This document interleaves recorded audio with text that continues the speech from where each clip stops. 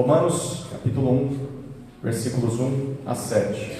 Paulo, servo de Cristo Jesus, chamado para ser apóstolo, separado para o Evangelho de Deus, que Ele, no passado, prometeu, por meio dos seus profetas, nas Escrituras Sagradas.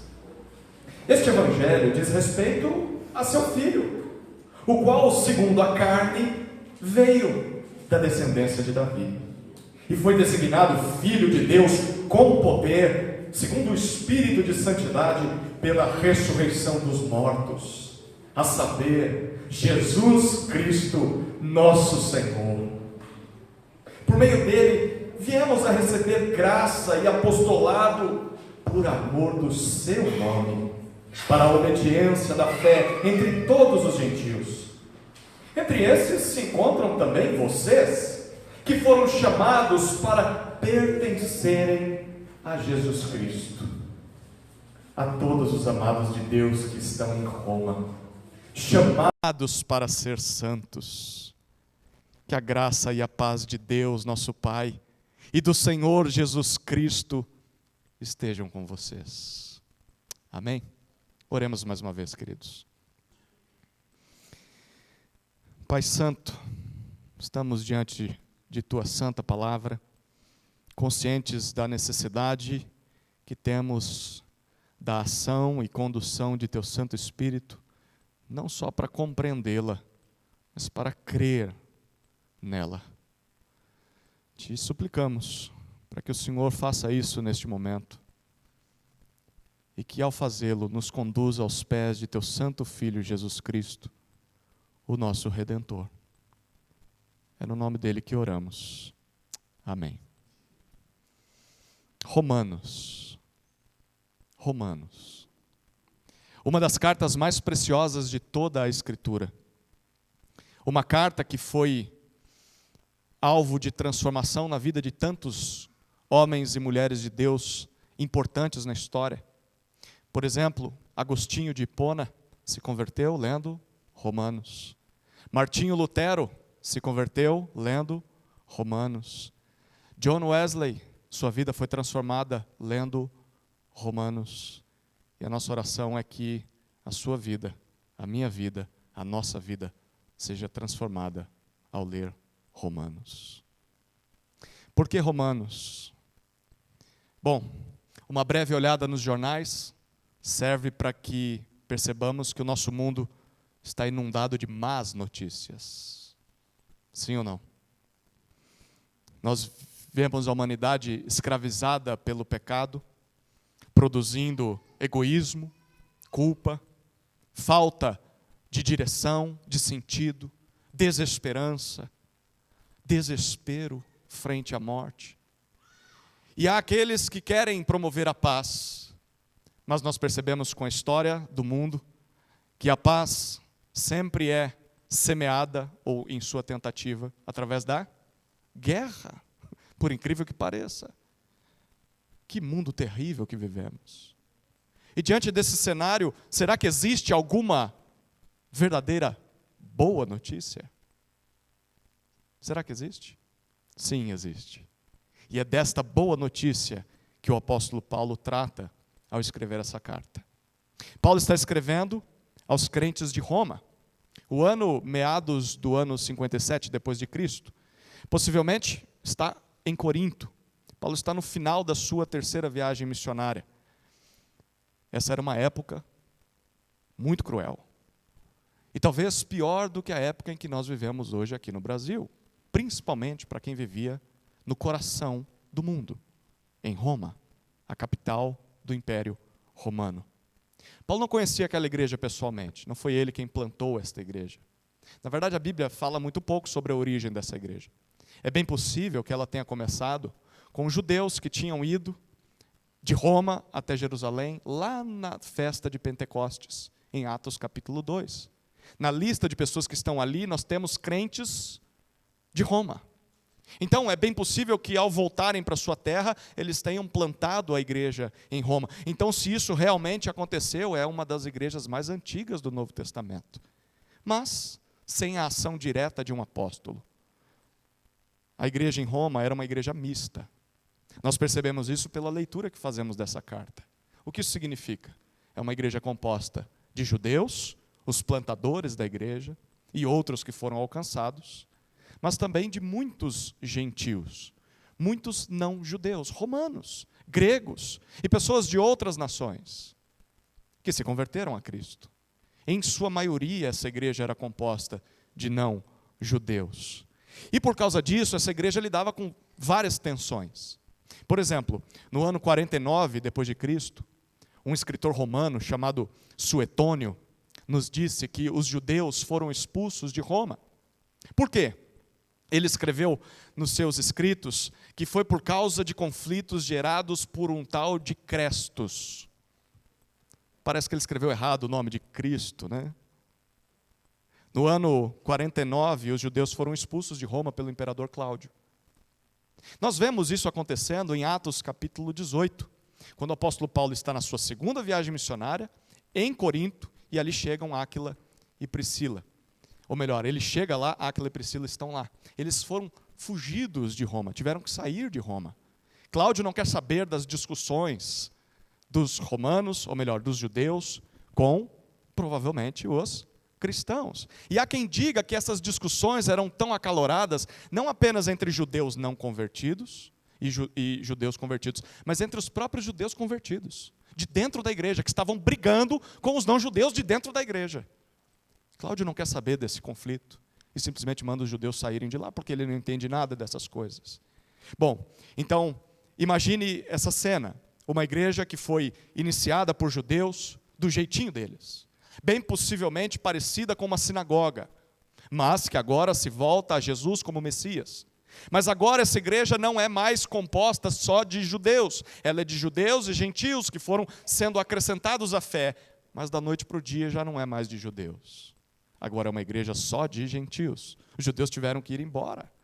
Não foi assim um negócio em que o Império Romano comprava suas casas e dizia, olha, eu vou pagar quanto vale e depois vocês podem voltar. Simplesmente jogou eles para fora. E milhares de judeus tiveram que voltar para a sua terra. Muitos voltaram para a Judéia. E é isso que desencadeia também, ou contribui com uma grande fome no mundo. E é por isso que o apóstolo Paulo, ali de Corinto, ele decide enviar uma oferta para as igrejas da Judéia, porque agora sabe que muitos judeus chegaram lá e precisam de socorro. Bom, judeus foram expulsos de suas casas. E a igreja ficou na mão de quem? Ficou na mão dos gentios. Por quanto tempo? Bom, pelo menos por 5 anos. Porque nesse intervalo, o imperador Cláudio sai do poder e entra Nero. Nero assume o trono. E para Nero, tanto faz se há judeus ou não ali, então ele permite que os judeus voltem. E aos poucos os judeus começam a voltar. Mas imagine você, um judeu da igreja de Roma. Você plantou a igreja, mas foi expulso dela. 5 anos depois volta. E a igreja que você encontra já não é mais a sua igreja. É outra igreja. Agora já não é mais uma igreja judaica, é uma igreja gentílica. Os costumes, a cultura, as coisas que a igreja faz já não são mais judaicas. Bom, como esse povo vai viver junto? Como será essa igreja a partir de agora? Qual será a sua característica principal? Dá para imaginar, né?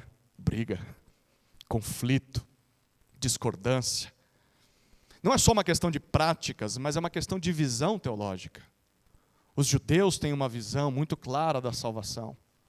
Os gentios estão aprendendo sobre essa visão também. Por causa disso, ao escrever Romanos, Paulo tinha pelo menos 4 propósitos principais. Essa carta, sim, é uma carta doutrinária. Paulo apresenta o seu evangelho. E talvez esse é um primeiro propósito. Ele quer se apresentar. Ele não conhece os romanos pessoalmente, conhece alguns irmãos que estão lá, no final da carta nós veremos isso, mas não toda a igreja. Quando ele está escrevendo para Roma, está escrevendo para toda a Itália. Então não é só uma igreja local, são todas as igrejas da Itália. Ele não conhece aquelas igrejas. Então ele quer se apresentar, quer mostrar sua teologia, quer mostrar sua pregação. E isso ele chama de meu evangelho. Nós veremos isso ao longo da carta. O meu evangelho. Não quer dizer que Paulo era o dono do evangelho, mas é assim que ele via sua mensagem principal. Eu anuncio o evangelho, quero me apresentar para vocês. Mas tinha um segundo propósito. Ele queria preparar o caminho para visitá-los um dia. Paulo tentou isso algumas vezes, e ele vai dizer isso para nós, principalmente no texto da semana que vem, mas sem sucesso. E ao final dessa terceira viagem missionária, ele pretendia chegar lá.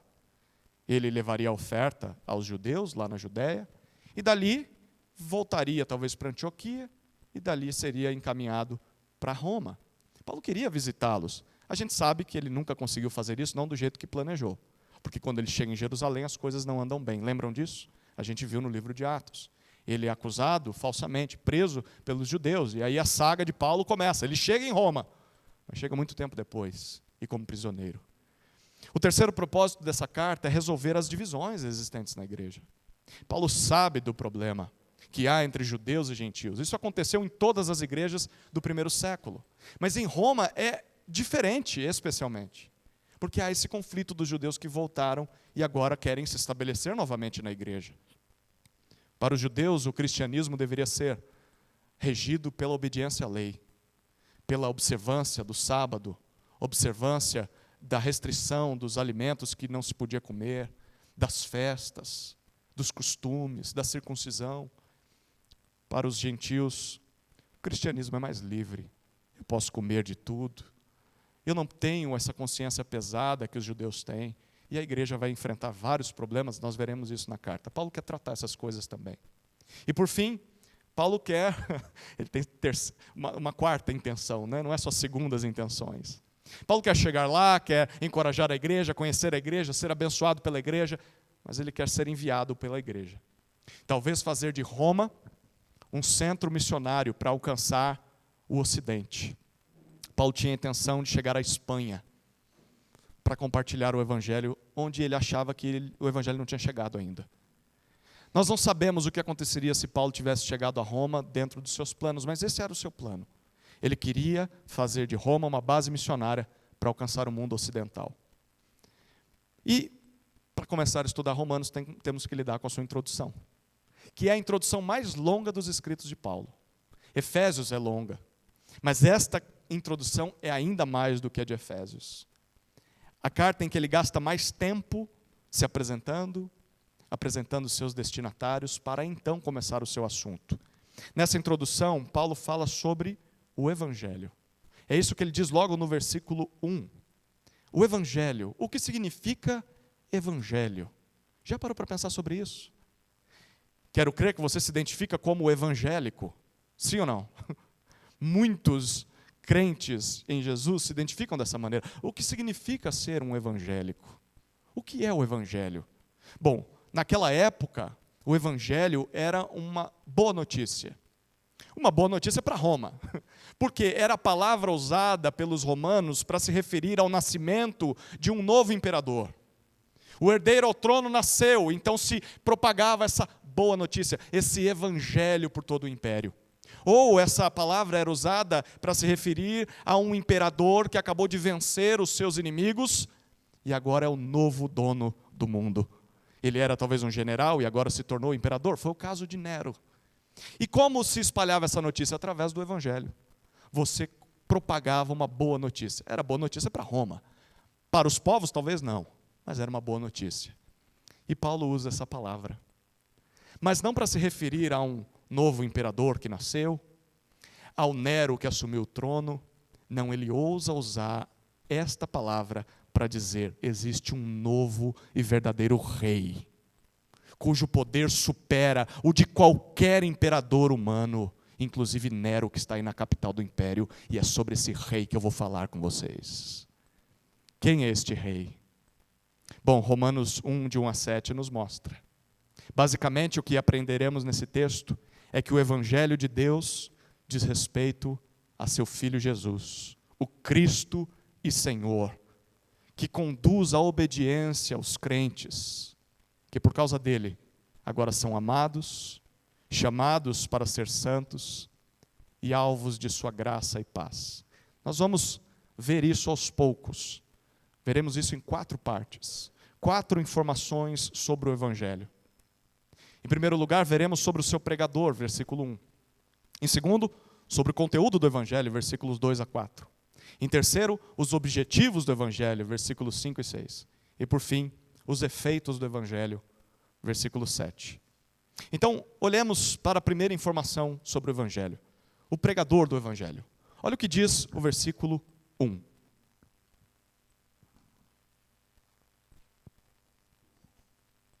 Paulo, servo de Cristo Jesus, chamado para ser apóstolo, separado para o Evangelho de Deus. Paulo inicia essa carta apresentando 4 informações sobre a sua própria identidade. Qual que é a primeira informação? É o seu nome, Paulo.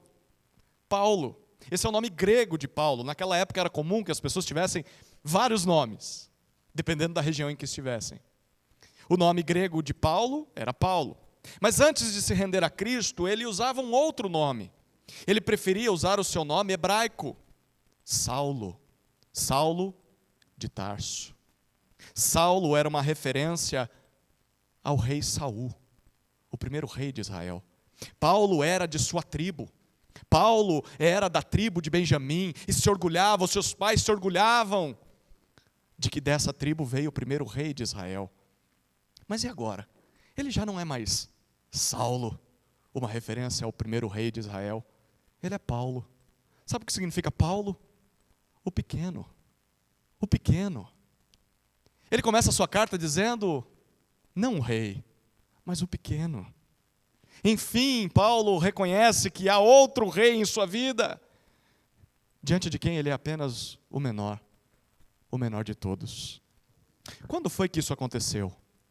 Bom, foi após a sua conversão. Depois de Paulo, ou melhor, Saulo, ser um perseguidor da igreja, alguém que aprovou a morte, não só a prisão, mas a morte de cristãos, pessoas que criam em Jesus. E no caminho para Damasco, em busca de outros crentes, o Senhor Jesus se apresentou a ele. Naquele momento, Saulo se prostrou aos pés do verdadeiro Rei e Senhor da história. E ali a sua história mudou. A partir dali, ele continuou sendo chamado de Saulo por algum tempo, mas depois percebeu que o nome que Deus queria usar era o de Paulo, porque ele estava sendo enviado às nações. E o nome greco-romano é que seria mais importante para alcançar as pessoas. Eu sou o menor. A segunda informação sobre o pregador do Evangelho é a sua condição. Ele diz, servo. Servo de Cristo Jesus. Paulo irá dizer que é um apóstolo. Mas antes de informar isso, como Paulo se apresenta? Servo.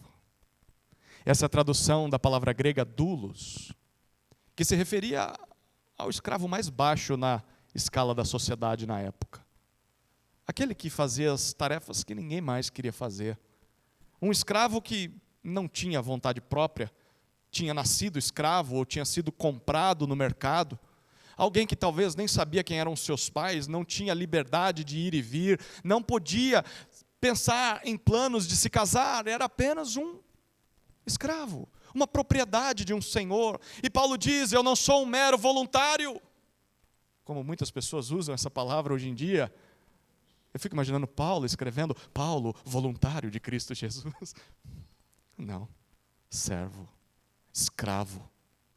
Eu fui comprado pelo precioso sangue de Cristo. Eu pertenço ao meu Senhor, eu faço apenas a vontade de meu Senhor e não a minha vontade.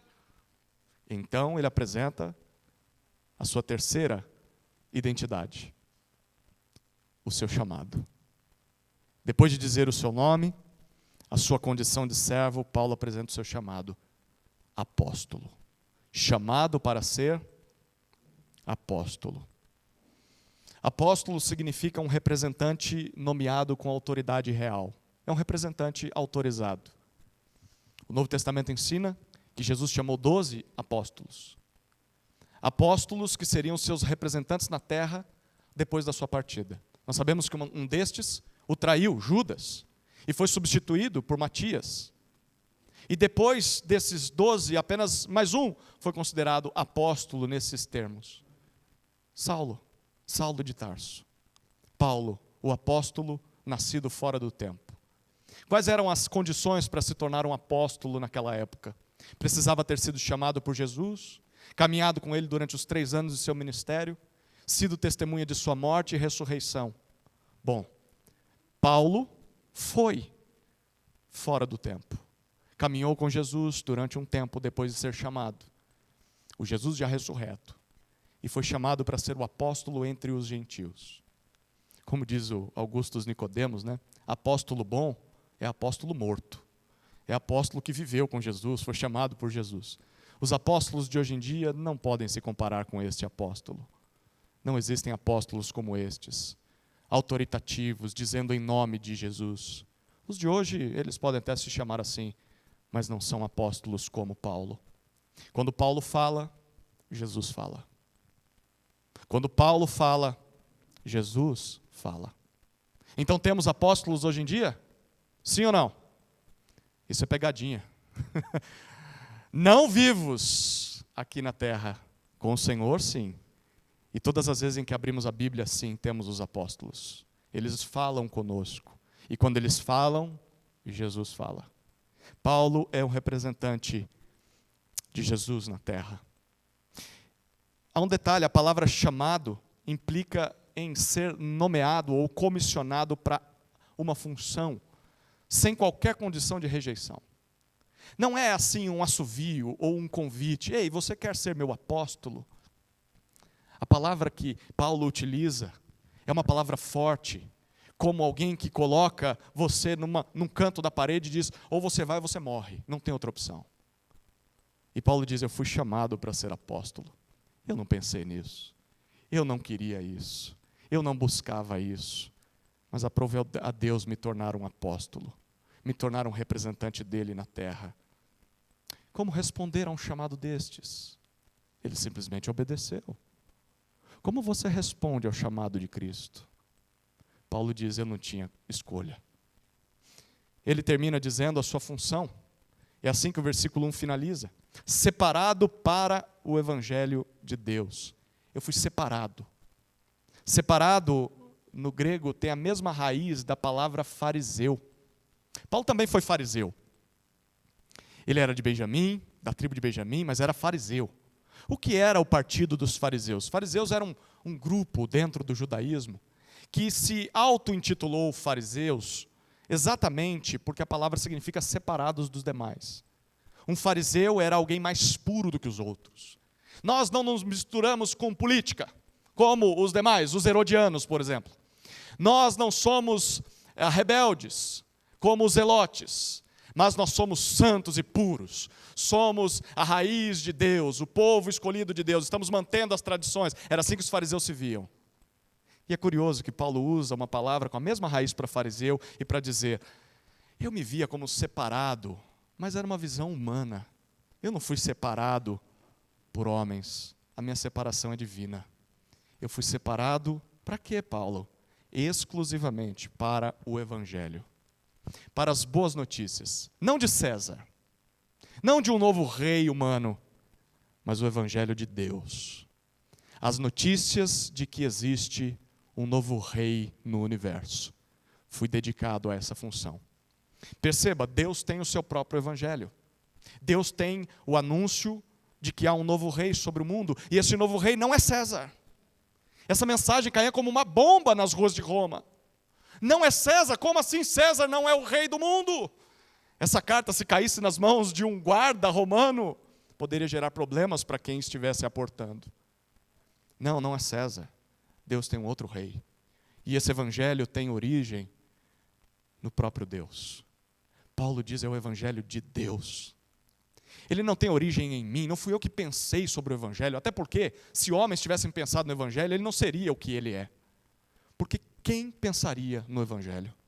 Apenas a mente profundamente sábia de Deus poderia pensar o que é o evangelho. Nós veremos isso daqui a pouco. Não é invenção humana, não é invenção paulina, é invenção divina. O evangelho é de Deus. Bom, se Paulo é um apóstolo de Cristo, se ele é um representante autorizado de Cristo, o que nós devemos fazer? Dar ouvidos ao que ele diz.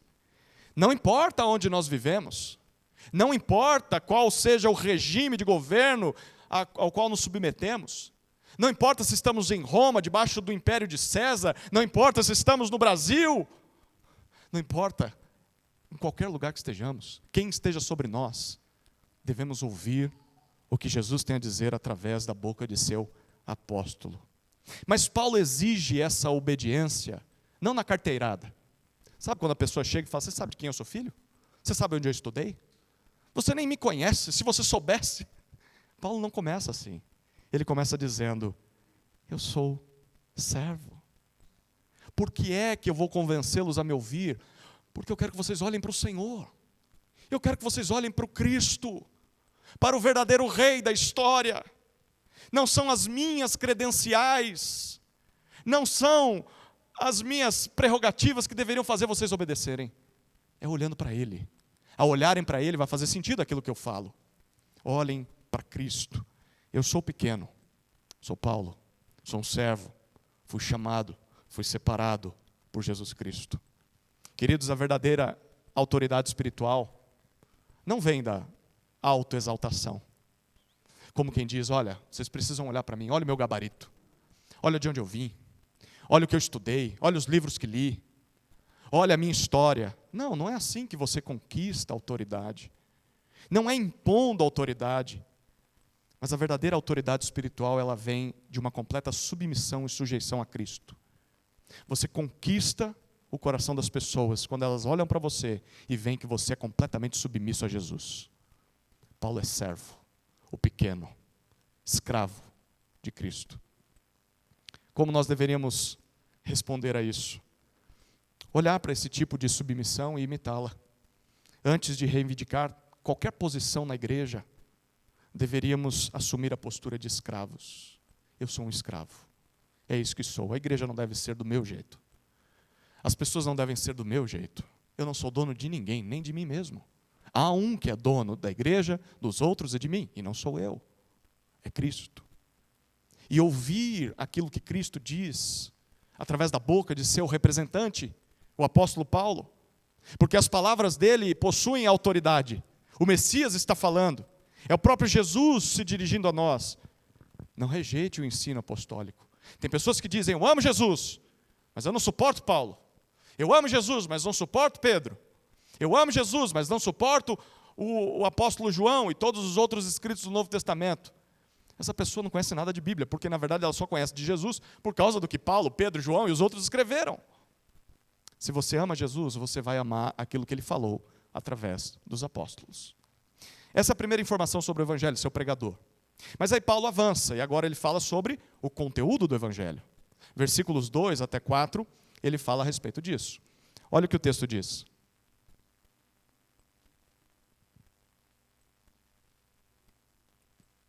Que ele, no passado, prometeu por meio dos seus profetas, nas Escrituras Sagradas. Este Evangelho diz respeito a seu filho, o qual, segundo a carne, veio da descendência de Davi, e foi designado Filho de Deus com poder, segundo o Espírito de santidade, pela ressurreição dos mortos, a saber, Jesus Cristo, nosso Senhor. Nesse trecho, Paulo oferece duas explicações sobre o Evangelho de Deus. A primeira está no versículo 2. Ele diz que o Evangelho foi prometido por Deus nas Escrituras. O Evangelho não é uma novidade de última hora. Algo muito comum para os romanos. Os romanos não tinham muita fidelidade aos antigos. Quando os romanos chegavam numa nova região e conquistavam aquele povo, eles se apropriavam também dos deuses daqueles povos. Mesmo que fossem deuses que eles tinham acabado de conhecer. Eles davam os seus próprios nomes para aqueles deuses, mas era assim que eles iam aumentando o seu panteão. Porque para eles o que importava não era se você adorava o verdadeiro Deus ou não. O que importava era que você continuasse obediente e prestasse adoração ao imperador César. Além disso, você podia adorar quantos deuses você quisesse. Era assim que os romanos tratavam seus deuses. Mas Paulo diz, o Evangelho não é uma novidade, no sentido de que foi criado agora. Olha o que ele diz no versículo 2. Esse Evangelho foi prometido no passado, por meio dos profetas de Deus, nas Escrituras Sagradas. Em outras palavras, Paulo pregava exatamente aquilo que o Antigo Testamento prometeu. Em cada um de seus profetas, Deus prometeu o Evangelho. o Novo Testamento se fundamenta no Antigo Testamento. Pense numa casa. Salatiel está para casar, né? Quem casa quer casa, né? Você vai construir uma casa. E aí você começa a vislumbrar essa casa. As janelas, as portas, que cor vai pintar a parede, como vai ser o telhado, se vai ter forro, se não vai ter forro. E aí imagine que você vai construir essa casa, mas só compra essas coisas. A janela, a porta, o telhado. O que está faltando na casa, Carlinhos? Antes de colocar a janela, porta e telhado. Está faltando a estrutura. Está faltando cavar para baixo. Está faltando subir as paredes para então preencher essa casa. Pensa na Bíblia dessa maneira. O Antigo Testamento são os fundamentos, são as paredes, os alicerces. O Novo Testamento são as portas, as janelas, o telhado e o complemento de toda a casa. Paulo via assim as Escrituras. O que segura a mensagem do Evangelho é o Antigo Testamento. E qual é o centro dessa mensagem? Agora Paulo apresenta a segunda explicação sobre o Evangelho nos versículos 3 e 4. Ele diz que o Evangelho que foi prometido por Deus nas Escrituras agora diz respeito ao seu Filho, ao Filho de Deus. É disso que o Evangelho se trata. Especialmente sobre dois eventos principais. O primeiro está no versículo 3.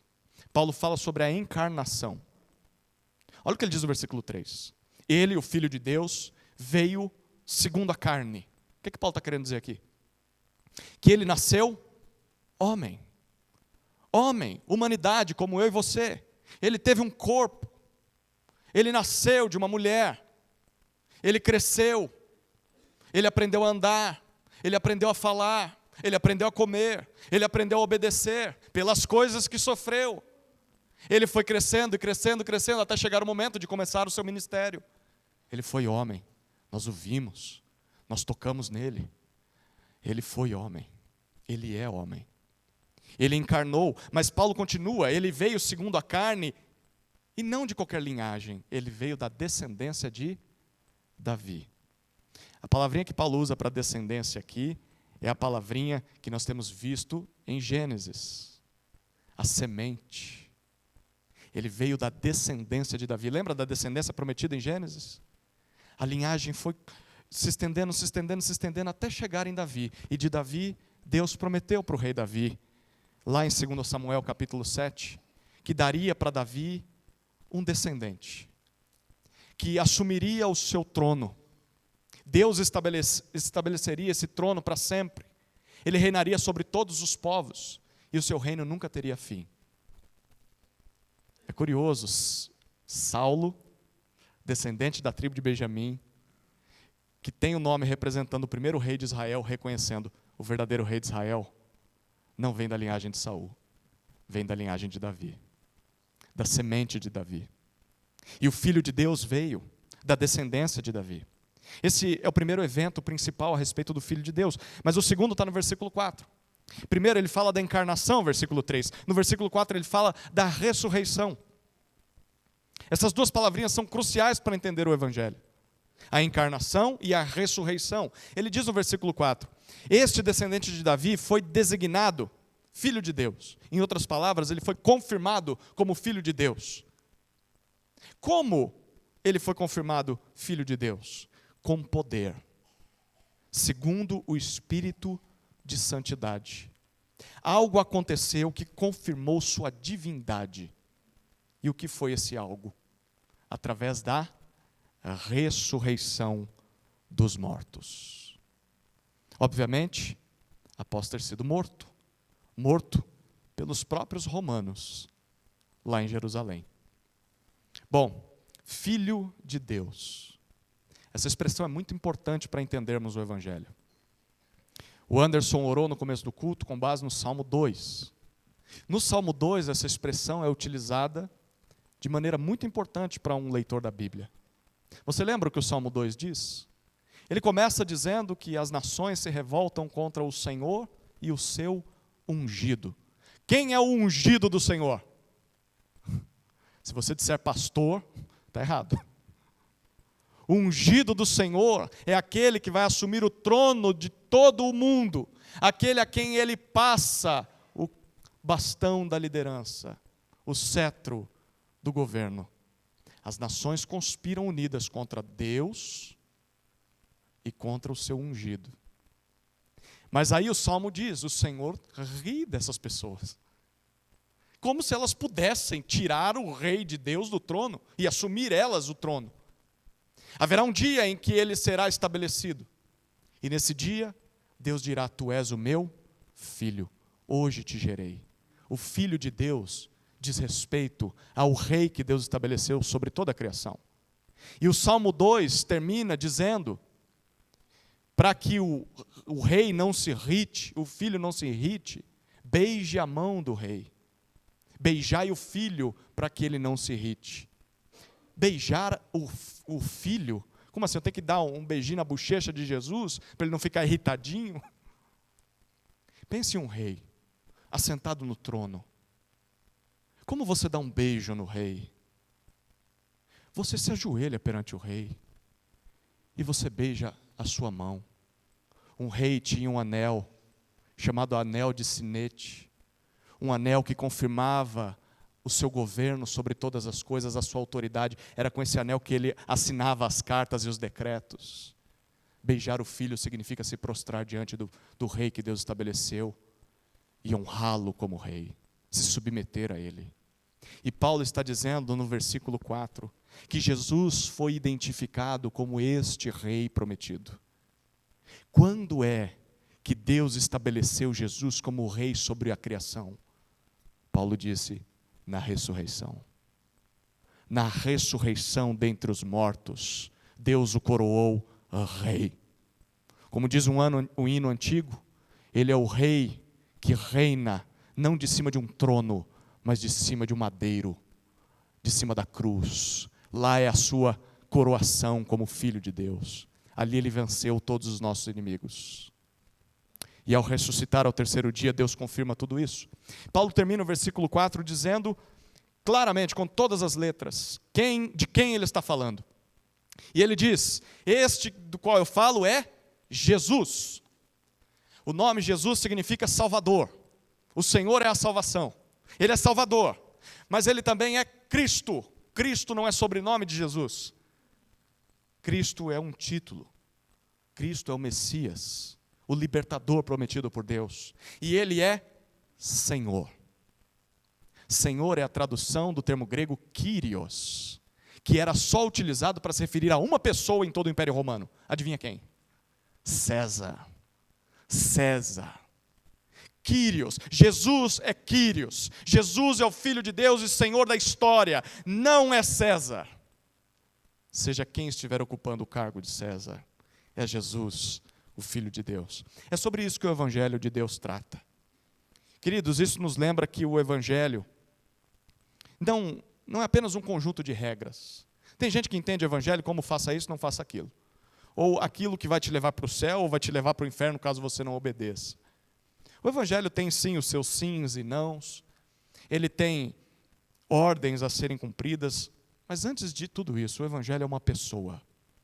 O Evangelho diz respeito ao Filho de Deus, Jesus Cristo, o Deus homem que veio ao mundo em carne como nós, que morreu na cruz pelos nossos pecados, que ressuscitou com poder pelo Espírito de santidade ao terceiro dia e hoje está sentado sobre o trono do universo e reina sobre toda a criação, como único e verdadeiro Kyrios, o único Senhor que existe, a quem nós devemos nos submeter, beijar a mão do rei, com fé e reverência, porque César e qualquer outro rei, qualquer outro poderoso dessa terra, não passa de um impostor. O verdadeiro imperador do mundo é Jesus Cristo, o Filho de Deus. É disso que trata o Evangelho. E o que foi que confirmou tudo isso? Paulo disse a ressurreição. A ressurreição não foi apenas um milagre a mais, não foi uma mentira, como muitos disseram na história. A ressurreição é a confirmação de Deus, afirmando, Ele é meu Filho, e o Evangelho é a verdade. Lembre-se disso, porque Jesus se fez carne, o autor de Hebreus diz que ele pode interceder por nós, porque ele sabe o que é ser tentado, ele sentiu as dores que os mortais sentem, e ele intercede por nós junto ao Pai. E porque ele é Deus, ele tem o poder de nos salvar. Ele é o único que pode realizar isso por nós, queridos. Diante disso, nós deveríamos ler e amar o Antigo Testamento, porque os profetas anunciaram o Evangelho. Eles não dizem o nome de Jesus, mas falam sobre o Cristo. Falam sobre o Messias que viria. Quanto mais você conhece as Sagradas Escrituras, mais você descobre sobre Cristo. Então valorize o Antigo Testamento. Estude, leia, com essa perspectiva. Ele está falando alguma coisa sobre o meu Senhor. Mas também rejeite falsos evangelhos. Porque qualquer mensagem ou qualquer pregador que diminua a encarnação, que diga que Jesus não veio como homem, qualquer mensagem que diminua a ressurreição, a obra de Cristo na cruz, a suficiência dessa obra, que diminua a divindade de Cristo, qualquer pregador ou mensagem que diminua o senhorio soberano de Jesus Cristo, como se Jesus não fosse Deus, como se não devêssemos orar em nome dele, como se deveríamos tratar Jesus apenas como um profeta, como um grande homem, mas não como Deus. Qualquer mensagem que fala isso está tratando de um falso evangelho. Não é o verdadeiro evangelho. Afaste-se de gente que pensa e prega dessa maneira. Chegamos à terceira informação sobre o evangelho. Os objetivos do evangelho. Nos versículos 5 e 6, Paulo fala sobre isso. Olha o que diz o texto. Por meio dele, viemos a receber graça e apostolado, por amor do seu nome, para a obediência da fé entre todos os gentios. Entre esses se encontram também vocês, que foram chamados para pertencerem a Jesus Cristo. No versículo 5, Paulo fala sobre como o evangelho nos alcança. Ele diz, por meio de Cristo, nós, não só Paulo, mas todos os crentes, nós, ele coloca no plural, nós recebemos duas coisas. Primeiro, graça. Segundo, apostolado. Graça significa um favor que você não merecia, um presente do qual você não é digno. Recebemos a salvação, algo que não merecíamos. Segundo, apostolado é uma palavra que não significa necessariamente um apóstolo, mas significa uma vocação, uma missão de vida. Nós recebemos, por meio de Cristo, uma nova missão: representar e anunciar a Cristo neste mundo. Em outras palavras, somente através de Cristo alguém pode ser salvo. Somente através de Cristo alguém é alvo da graça de Deus. Ninguém é salvo por seus próprios méritos. É necessário que Cristo demonstre favor. E somente por meio de Cristo alguém pode ser chamado para essa salvação. Somente por meio de Jesus alguém pode ser vocacionado para essa missão. Não existe outro lugar, não existe outra pessoa, não existe outra religião que nos leve até Deus. Somente Cristo. E qual é o propósito disso? Paulo, um pouco mais à frente, no versículo 5, e você vai entender por que eu estou pulando uma expressão aí. Ele diz, o texto é bem claro, para a obediência da fé. A Revista Atualizada traduz como para a obediência por fé. A NVI diz para a obediência que vem pela fé. Só pelas traduções diferentes dá para perceber que a expressão é difícil, não é? Quando você estiver estudando a Bíblia e não entender alguma coisa, busca outra tradução. Se piorar, busca uma terceira tradução. E se não entender nada, descobriu que aquela expressão é difícil mesmo. Se nem os tradutores concordam, essa é uma expressão difícil. O que significa? Bom, há duas possibilidades. E quem sabe Paulo não estivesse atirando nas duas, né? A primeira possibilidade é que a obediência da fé significa que em Jesus Deus nos vê como obedientes. Deus nos vê como fiéis. Porque fé também pode significar fidelidade. Em outras palavras, Paulo estaria dizendo, por crermos em Jesus, o único que foi obediente e fiel a Deus em toda a sua vida, a sua fidelidade, a sua obediência completa à lei de Deus é atribuída a nós. Então é como se, ao olhar para nós, Deus visse o seu próprio Filho. Fomos justificados pela fé, pela graça. Mas isso também pode significar que a fé em Jesus conduz à obediência. Crer em Jesus não é só repetir uma frase ou um credo. Não é só levantar a mão, vir à frente e fazer a oração do pecador. Ó Jesus, eu reconheço os meus pecados, eu te aceito como meu Senhor e Salvador e te seguirei pelo resto de minha vida. Estou salvo, ponto final, minha vida não precisa mudar em mais nada. Não, crer em Jesus não é isso não. Crer em Jesus é passar a ouvi-lo, a obedecê-lo, a viver à luz da crença de que Ele é Senhor. Ele é rei, Ele é soberano, Ele é dono do mundo. E se eu creio nele agora, Ele é dono da minha vida. Eu sou um escravo dele. Então a fé vai levar à obediência. A graça salvadora produz boas obras. As boas obras, a santificação, é um resultado de você ter sido salvo. E Paulo está dizendo, é para isso que o Evangelho foi pregado para vocês. Para que vocês crescem e recebessem a justificação. Deus os considerasse justos, perdoados. Mas para que vocês passassem a obedecer a Deus como resultado dessa fé. Esse é o objetivo do Evangelho. E olha como ele termina o versículo 5. Essa obediência, ele diz, alcança todos os gentios. A palavrinha que Paulo usa aqui é etnê, de onde traduzimos etnia. Paulo está falando essa mensagem não é só para os judeus, cutucada para os judeus lá dentro da igreja, né? Não é só para vocês, não. Provavelmente os judeus sentavam desse lado. Ou desse lado, não sei. Eles sentavam de algum lado. E a igreja estava dividida. Vamos considerar que vocês sejam judeus, tá bom? E vocês os gentios. E aí Paulo está dizendo, essa mensagem foi pregada no Antigo Testamento ao povo de Israel. E vocês dizem, amém, glória a Deus, aleluia. Cadê? E os gentios ficam quietinhos aqui. Nossa, quem somos nós na fila do pão? Não era para a gente.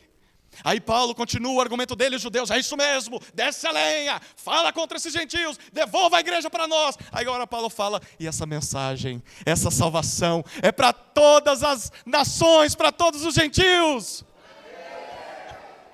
Aí agora é o judeu que fica com vergonha e constrangido. É para todas as nações, para todos os povos.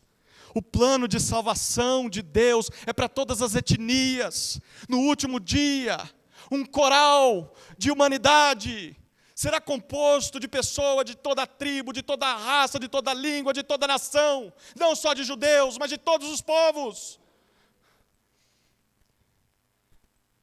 Jesus é o Salvador das nações, não apenas de um grupo, não apenas dessa igreja.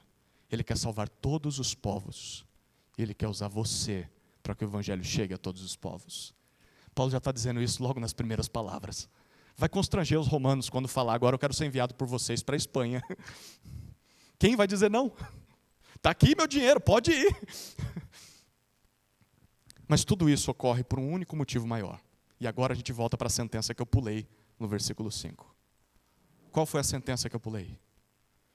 Por amor do seu nome. Por amor do seu nome. Por que todas essas coisas acontecem? Por causa da honra e da glória do nome do próprio Deus.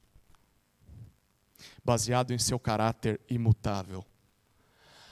Ao oferecer a salvação e cumpri-la em Jesus para todas as nações, Deus está cumprindo aquilo que Ele mesmo prometeu no Antigo Testamento.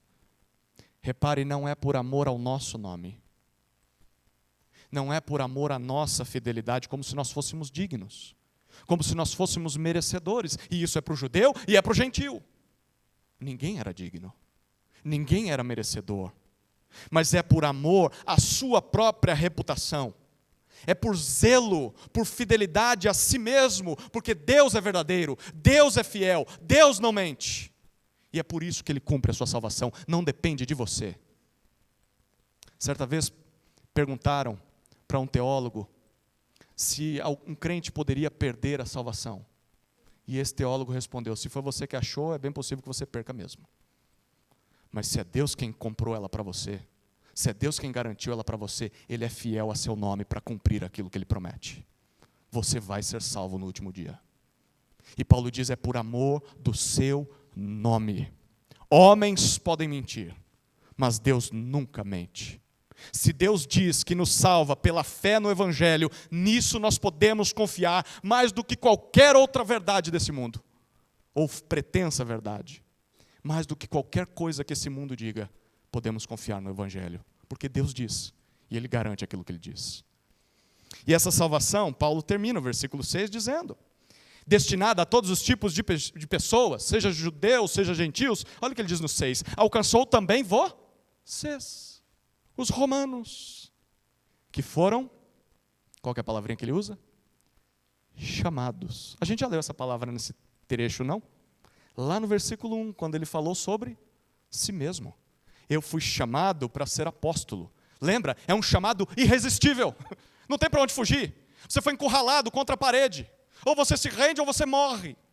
E Paulo disse, eu fui chamado dessa maneira. Mas não só eu fui chamado assim, vocês também foram chamados assim. Chamados de maneira irresistível para pertencerem a Jesus. Sabe o que isso significa, queridos? Isso nos ensina que a graça de Deus não é uma licença para o pecado.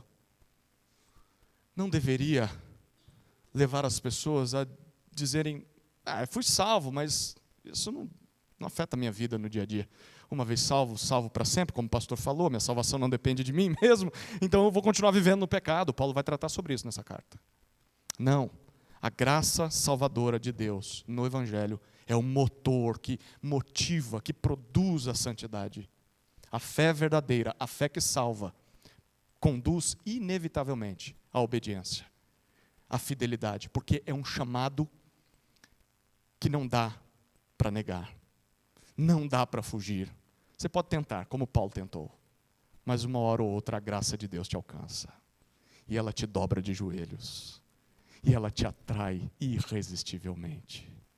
E você vai, com lágrimas nos olhos, dizendo, Senhor, eu queria outra coisa para a minha vida. Mas isso aqui é muito melhor do que os meus maiores sonhos. Por mais que produza sofrimentos na minha história, eu encontrei o meu Criador. E é para o encontro com Ele que eu estou indo. Diante de tudo isso, você precisa examinar a sua fé. Em Jesus, Deus te salvou pela graça, mas para uma vida de obediência. Uma fé sem obediência não é uma fé bíblica. Será que você vive realmente submisso ao senhorio de Cristo? Louve a Deus por Ele ter pensado em você. Ele não precisava, ele podia ter sido fiel às suas promessas e salvado apenas os judeus que creram no seu Messias, mas ele pensou em todos os povos, pensou em todas as etnias, pensou no brasileiro, no argentino, até o argentino. Ele pensou em todos.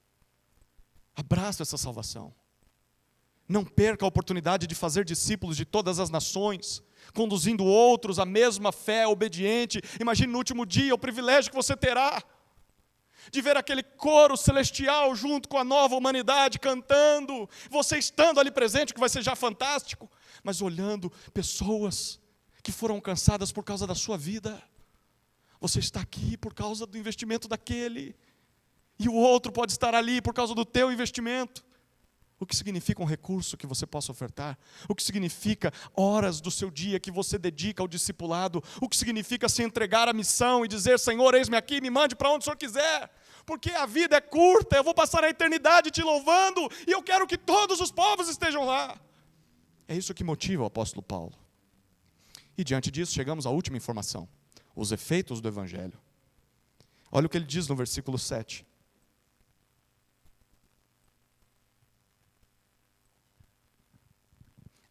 Todos os amados de Deus que estão em Roma, chamados para ser santos, que a graça e a paz de Deus, nosso Pai, e do Senhor Jesus Cristo, estejam com vocês.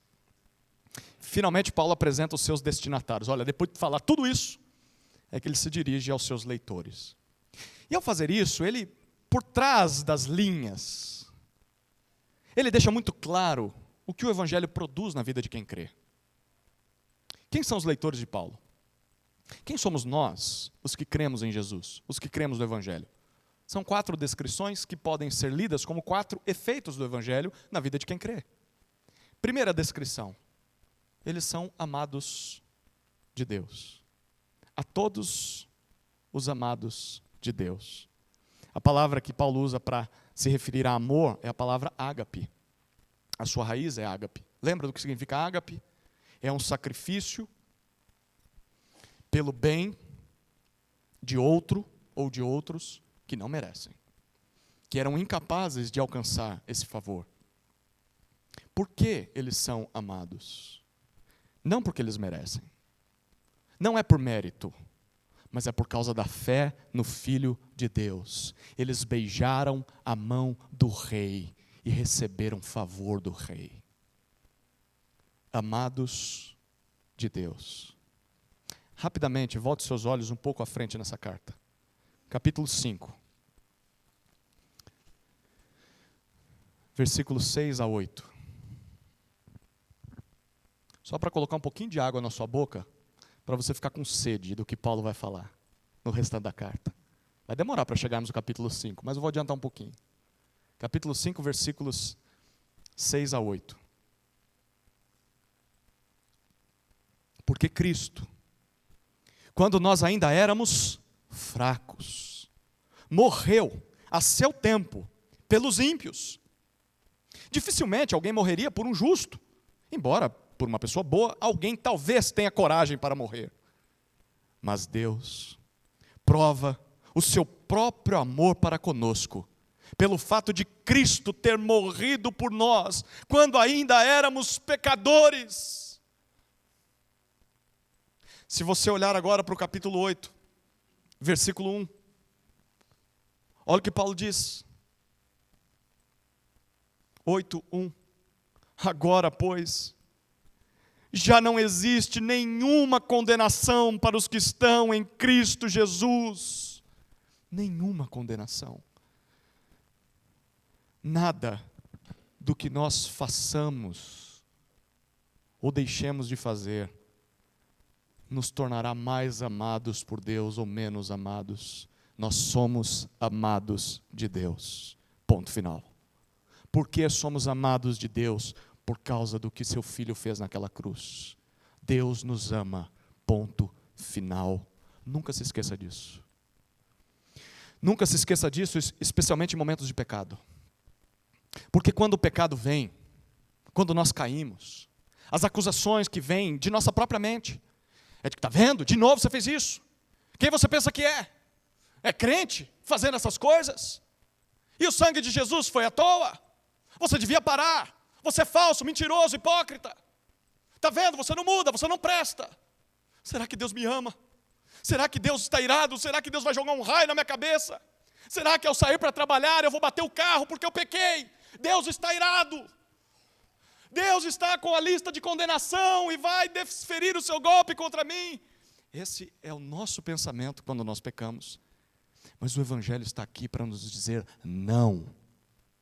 Não. Deus em Cristo te ama no Evangelho e nada além do Evangelho. Você é amado por Deus, ponto final. Não há mais ira, não há mais castigo, não há mais rejeição para os que estão em Cristo Jesus.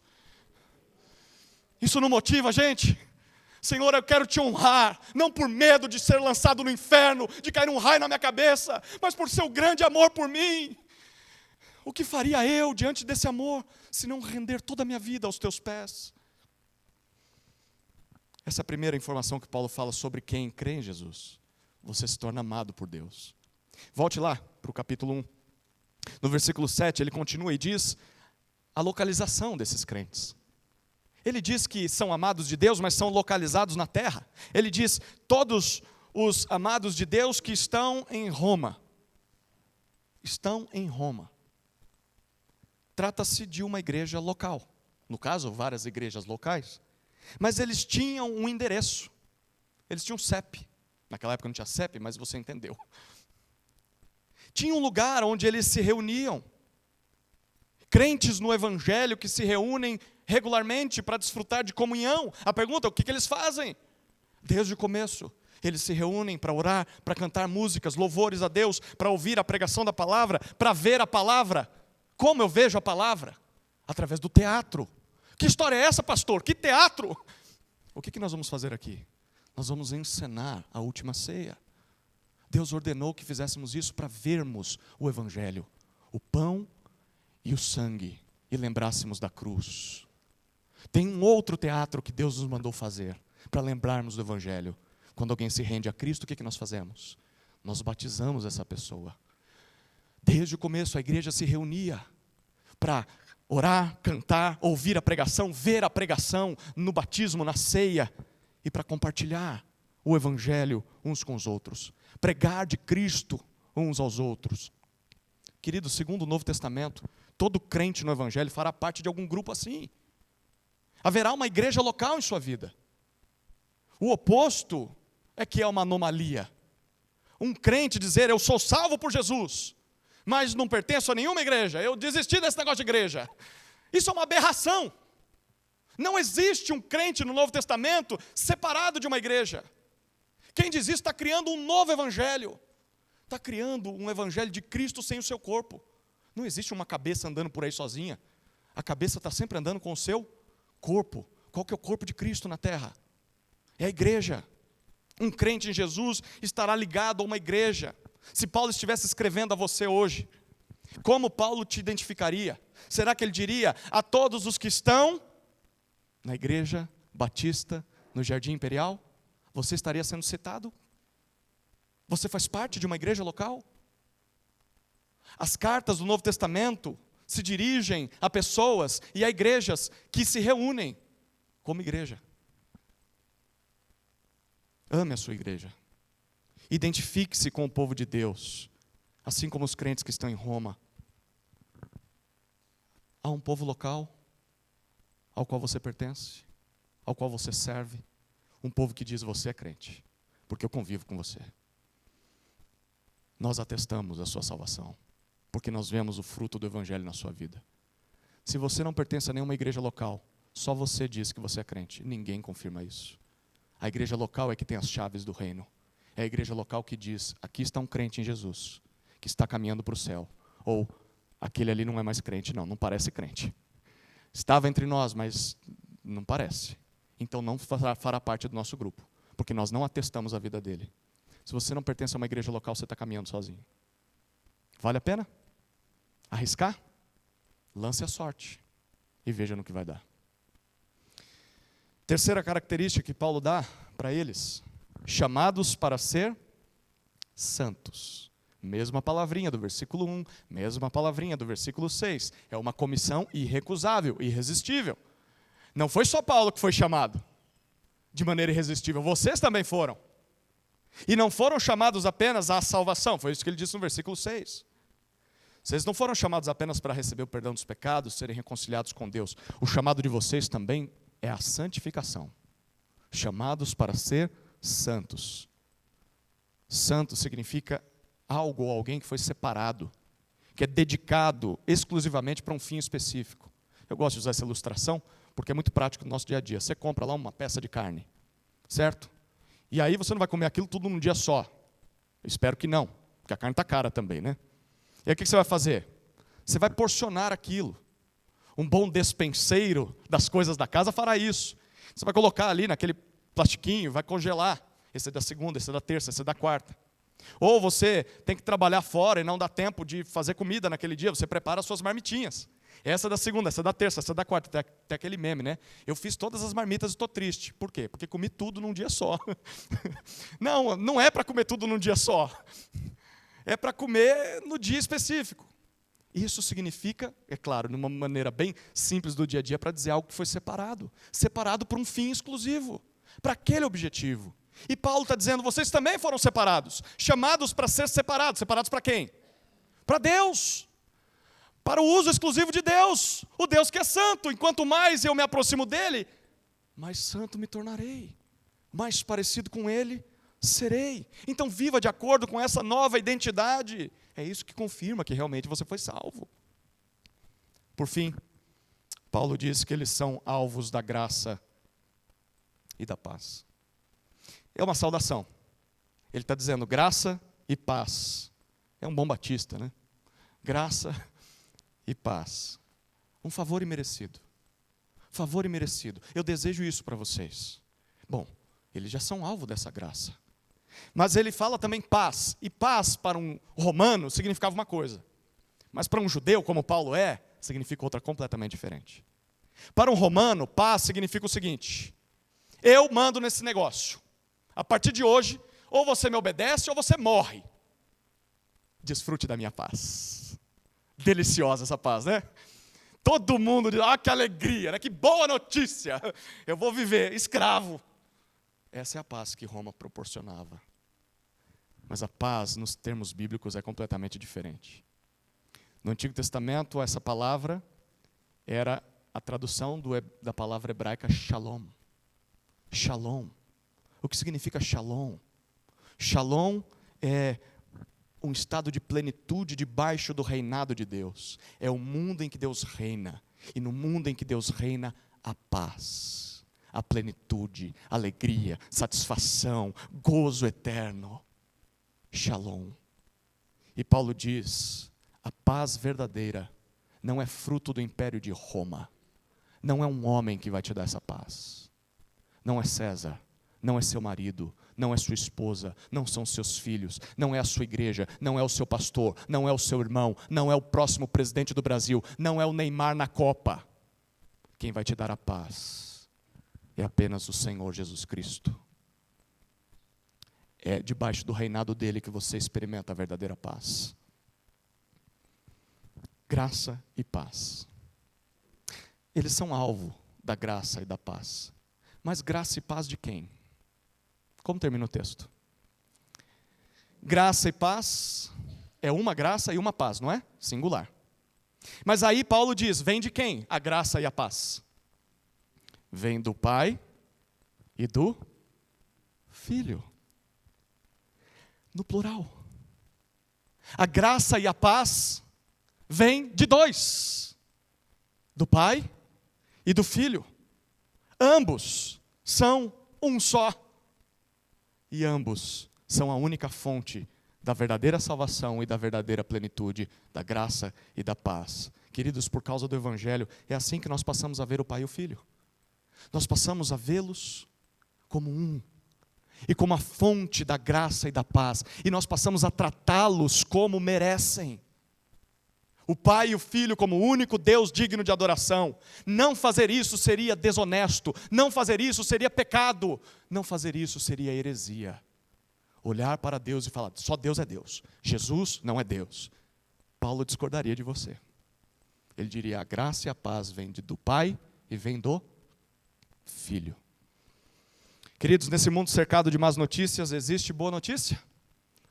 Certamente existe, a maior de todas. O Evangelho de Deus. E do que se trata o Evangelho de Deus? Ele diz respeito ao seu Filho Jesus, o Cristo e Senhor, que conduz a obediência aos crentes, que por causa dele agora são amados, chamados para serem santos e alvos de sua graça e paz. É nesse Evangelho que você crê? Esse Evangelho já te alcançou? Se ele te alcançou, dê um glória a Deus agora. Louvado seja Deus. Vamos orar, queridos. Vamos orar. Ó Senhor, nós te louvamos por teu santo Evangelho. Estamos entrando em terreno santo, ao lidar com uma carta tão sublime, que logo nas suas primeiras palavras já nos coloca no alto da montanha, contemplando toda a glória do Evangelho.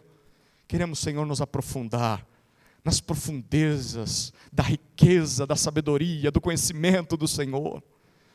Que o teu Evangelho, Senhor, inflame o nosso coração, nos dobre diante de Cristo, nos produza temor, reverência, obediência diária e principalmente, Senhor, inflame o nosso coração a missões, a investir em vidas, a evangelizar, a colocar a mão no bolso, a investir no avanço do reino, Senhor, porque é isso que essa carta deveria promover. E acima de tudo, que esse Evangelho produza unidade nessa igreja. Que os judeus e gentios, como na igreja de Roma, que deveriam viver unidos por causa do Evangelho, que essa mesma mensagem una essa igreja ainda mais, Senhor. Que ao voltar, Cristo encontre apenas um povo, e não uma igreja dividida. É a nossa oração no nome dele. Amém. Amém.